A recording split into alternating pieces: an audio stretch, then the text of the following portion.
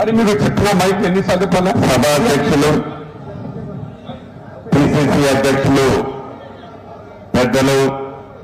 ఈ జిల్లా వాస్తవ్యులు, చిరకాలం నుంచి నాకు మంచి మిత్రులు,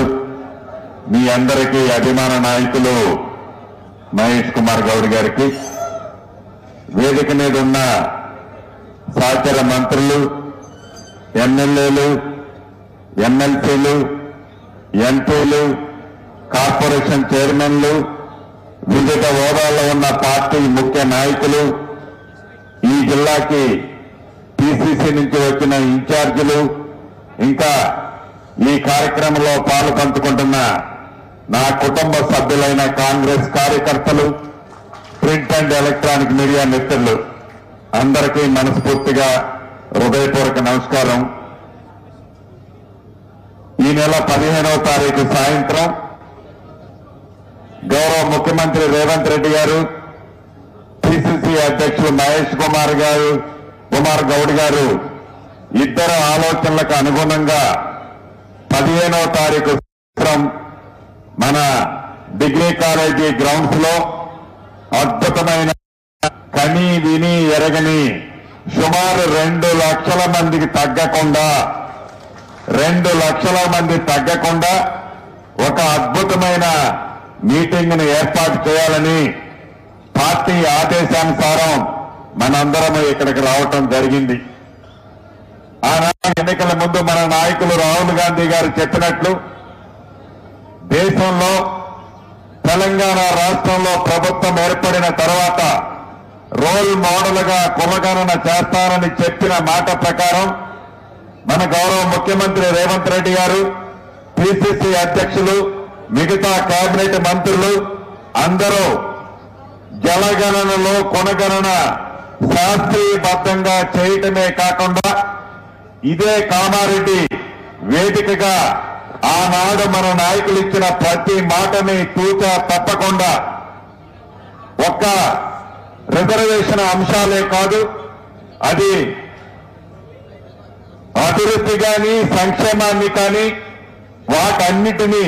రాష్ట్ర ఆర్థిక పరిస్థితిని బట్టి ఒక్కొక్కటి చేస్తూ దాంట్లో భాగంగా ఈ బీసీలకు ఇచ్చిన మాటను కూడా ఈ ప్రభుత్వం చిత్తశుద్ధితో ప్రతిపక్షాలు ఎన్ని కారు కూతలు కూసినా, ప్రతిపక్షాలు ఎన్ని కుట్రాలు పన్నినా, ప్రతిపక్షాలు కావాలని గుడ్డగాల్చి మన మీద వేసినా చిత్తశుద్ధితో ఈనాడు కాంగ్రెస్ పార్టీ ఇచ్చిన మాటను నెరవేర్చే దాంట్లో భాగంగా కామారెడ్డి వేదికగా గౌరవ ముఖ్యమంత్రి గారు, పిసిసి అధ్యక్షులు ఆలోచనలకు అనుగుణంగా మన పార్టీ అద్భుతమైన ఈ మీటింగ్ ని సక్సెస్ చేయాలి అంటే కాంగ్రెస్ సైనికులమైన మనందరం, కాంగ్రెస్ సిద్ధాంతాలకు కట్టుబడి ఉన్న మనందరం 2 లక్షల మంది అంటే పెద్ద విషయం కాదు, పెద్ద కష్టమో కాదు.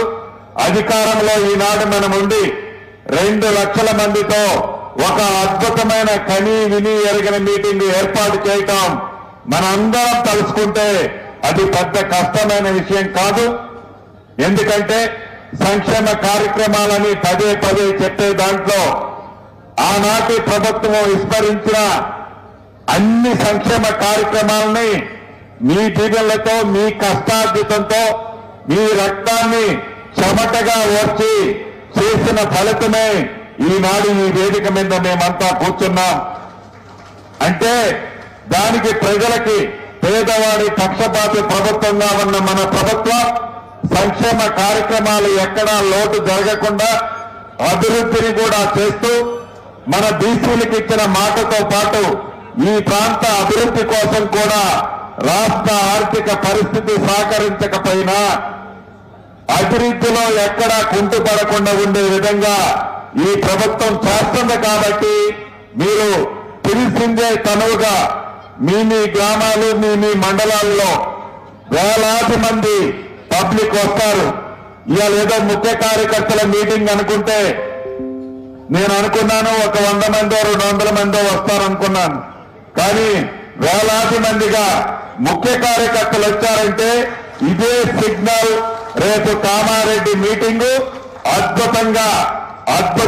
జరగబోతుంది అనటానికి నిదర్శనం ఈ మీటింగే. కాబట్టి కాంగ్రెస్ సైనికులమైన మనందరం చిత్తశుద్ధితో ఈ మీటింగ్ ని జయప్రదం చేసే దాంట్లో మీరందరూ ప్రతి ఒక్కరూ కంకణం కట్టుకొని పని చేయాలని చేస్తారని మనస్ఫూర్తిగా మీ అందరినీ కోరుతూ జై కాంగ్రెస్. ధన్యవాదాలు.